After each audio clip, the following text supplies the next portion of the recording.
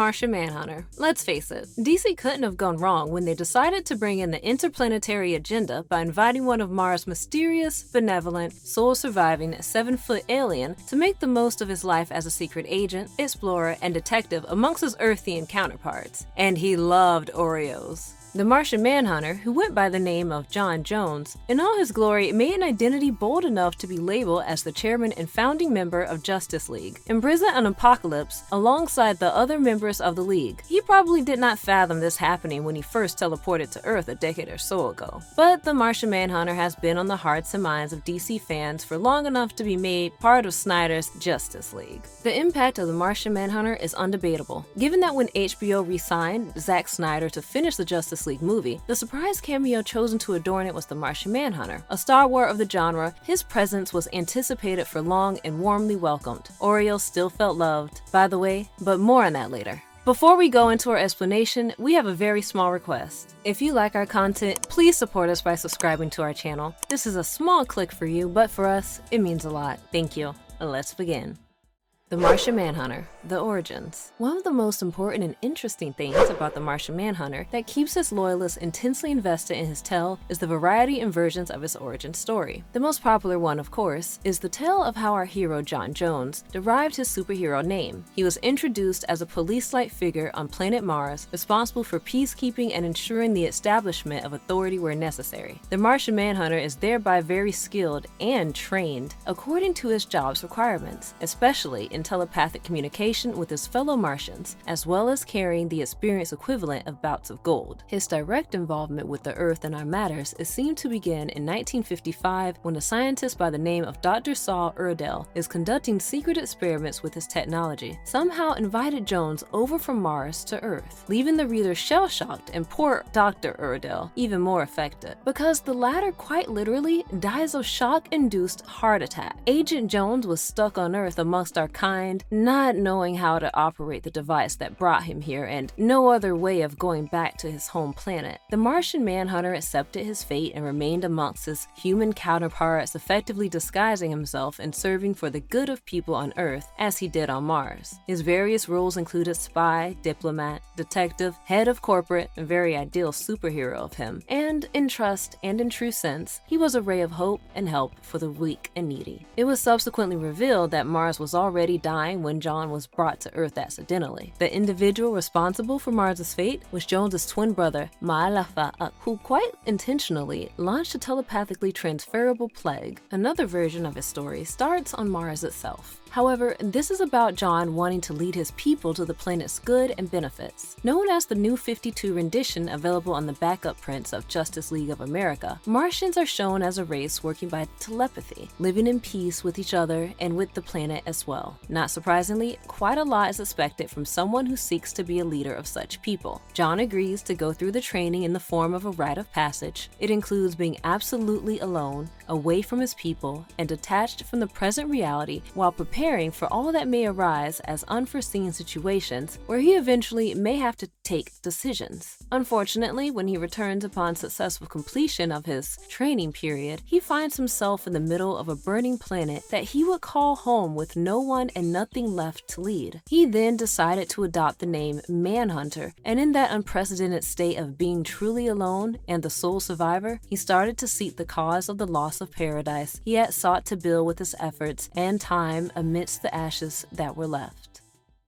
The Martian Manhunter first comic book appearance. Our first glance at the Martian Manhunter is through the creation of Joseph Salmikson and Joe Kurta in issue 225 of Detective Comics, the plot which is also the more popular and established origin story. As Professor Mark Erdel meets his death, he apologizes to Jones for accidentally teleporting him and imprisoning him on Earth. Following this, Jones decides to adapt to Earth life by first Americanizing his name and calling himself John Jones. He recalls that his fellow Martians were working on an interplanetary travel system called called Project Starride anyway, but he has to be patient enough for it to bear fruit and to be able to go back to where he came from. He is blessed with superpowers to help him with survival until then, so he first goes to the seaside and uses that to obtain gold from the sea and make that his working capital to start out on a planet as alien to him as Mars is to Earthlings. The explorer in him then comes out as he is determined to use his powers of immaterialization and invisibility to travel around the world. The travels tell him tales of all that Earth is lacking. In contrast to his home planet, the crime rate here is too high for him to fathom as real.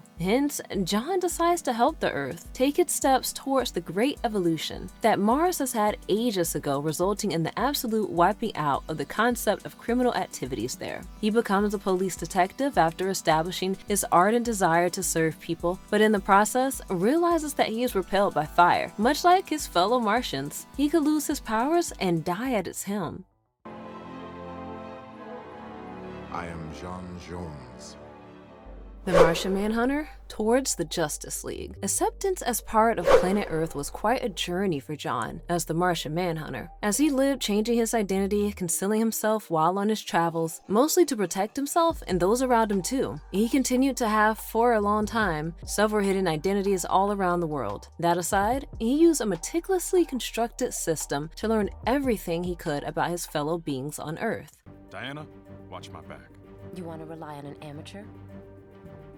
His skepticism regarding identity revelation was founded in his experiences, or so he thought, but the incident with Superman revealing himself as Metropolis' costume-wearing, superpower-bearing protector altered that for John. What had followed that happening was instrumental in the rise of peace and order on this planet. Vigilante justice-seeking heroes were saving lives anywhere and everywhere, doing good not only to those around them, but impacting the wholesome image, persona, and reputation of Superman himself. John decided to don an attire to reflect his Martian origin, but to save people from jump scares of any sort, he kept his overall appearance more human-like. In the continuing battles against wrongdoers, he was joined by Aquaman, Black Canary, Flash, and Hal Jordan, and all of them joined hands to reach their common noble goal. Eventually, Batman, Wonder Woman, and of course Superman came into the picture, and the Justice League of America was formed, making the center of the DC universe and the primary shield of the Earth from threats, be it from home or another world. The Martian Manhunter's DC rebirth was marked in 2016. John left for Thanagar to look for the nth metal. This was preceding the happenings of Dark Knight's metal. On his journey, he freed Plastic Man, Mr. Terrific, and Green Lantern as well. But Dark Knights appeared and used the Phoenix Cannon of Thanagar to cause a chain reaction that led to a possibility of everything being hauled into the dark multiverse. The Martian Manhunter was captured by the Dark Knights, and his rescue is credited to Wonder Woman. He helped her in the battle with the Barbatos, and our heroes won. That result came with the destruction of the Source Wall and the ending of No Justice. At present, the Martian Manhunter is serving as the new chairman of the Justice League. As a part of Snyder's Justice League, his adventures are too many, as well as too much.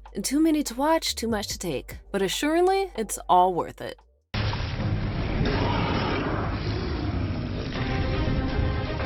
The Martian Manhunter steps in the world outside comics. The DC animated universe is also impacted by Jones, as he appears on several instances throughout the flow of masterpieces from the source. Carl Lumbly voices the character as well as the character's father on Supergirl. In other instances, he also appears as a main character in the Justice League animated series, as well as a Static Shock episode. Notably, in the sequel to the former, Jones mostly just mans and coordinates missions from the Watchtower. The third season rolls in with him departing to explore the Earth at Wonder Woman's advice, and reuniting with the Justice League in the series finale. Batman seems to be a good old friend to the Martian Manhunter, as the latter makes an appearance in the Batman animated series, Batman, the Brave and the Bold, multiple times. We also see him in TV series like Young Justice, Mad, and the Justice League Action. Making a mark in the world of novels, Jones shows himself in The Last Days of Krypton by Kevin Anderson. Although the bit about him being a part of the Justice League is unconfirmed here, he does leave an ancient message of Jor-El, saying that winds have wiped out his entire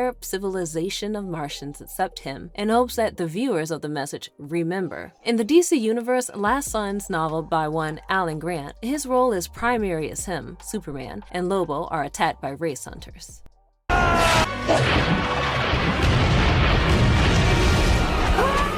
The Martian Manhunter, a storehouse of incredible powers. Arguably one of the coolest creations of the DC universe. Adorned with truly awe-inspiring powers, the Martian Manhunter has powers that not only make friends jealous, but foes wary of him too. He turns out to be one of the stronger members of the Justice League, having the additional unearthly powers like shape-shifting. He already is quite strong physically and can fly, but the ability to make humans around him more comfortable, he adopts a more acceptable Martian appearance by switching between morphing into his human-like alter ego, J'onn J'onzz, and Green Dome look. He can grow extra limbs and stretch himself too. If that wasn't jaw-dropping enough, he can also create weapons. Telepathy and mind reading are perhaps his biggest strength that is as big a weakness as it leads him to often become vulnerable when his mind breaks. Most humanly though, he has a fear of fire, a fact that makes one cackle a little because you could easily wonder why and how on earth the Guardians of the Universe had in their quest of galactic domination were to blame for that, and the fear of fire manifested over thousands of years. Powers give him exceptional abilities like being an expert actor. He does shapeshift at will, but he impressively stays in characters too, going so far as to absolutely fool Lois for the longest time. He can lead and make infallible tactics, proving himself to be intelligent, and in addition, he possesses will like no other. To be unintimidated by and eventually befriend Superman, or to face Faora, sure takes a lot of that, doesn't it?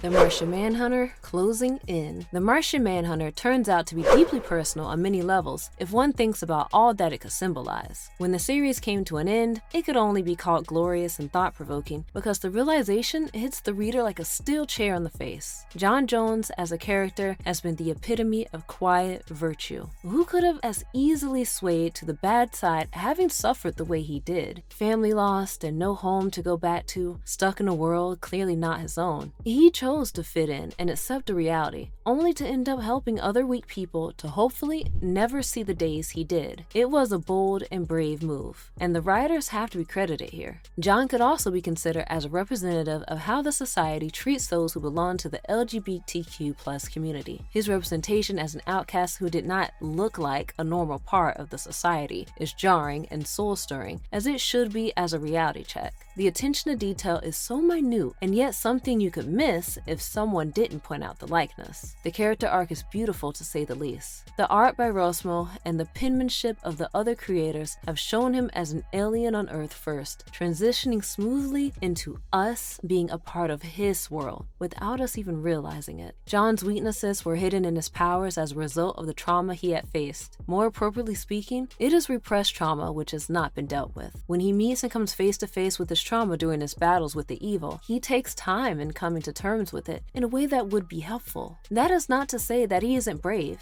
In fact, it means he is insanely brave, and that can strike a chord with all of us who may be battling our own demons. The humanization of an alien creature was at the foundation, with the brave young man dealing with the burning up of his family as a trauma. Simple thought if you look at it objectively, but so delicately planned. While may we never have to relate, we do have our own issues that need addressing and powering through because we deserve to feel worthy. The legacy of the Martian Manhunter will go on for a long time, to be fair. Every day, a new lover of comic books emerges in popular culture as individuals are continuously becoming fans of the media. It might be difficult to know where to begin and overwhelming at the outset. The Martian Manhunter series is an excellent starting place for John and beautifully establishes the tone for the character. Let's close with another very human relatable aspect of the superhero we all call the Martian Manhunter, his love for Oreos. That often sidetracks the reader into broken humor kind of laughter. It's such a wholesome addition to the otherwise action-packed adventures of his and is like a breath of funny, much needed and intense comics. And the tale so goes that copyright issues made DC Comics turn Oreos to Chocos on the pages. But our alien friend sure found a friend in these cookies on Earth, so much so that a whole issue of a comic book is dedicated to this love. A whole other comic book on Sandman features a panel detailing this obsession of Martian Man, and a tabletop game by DC incorporates him as sitting on a throne of cookies. And if you like our content, don't forget to leave a like and subscribe to us if you haven't already. Have a good one, and be safe. Thanks everyone. We'll leave the rest for you to unravel.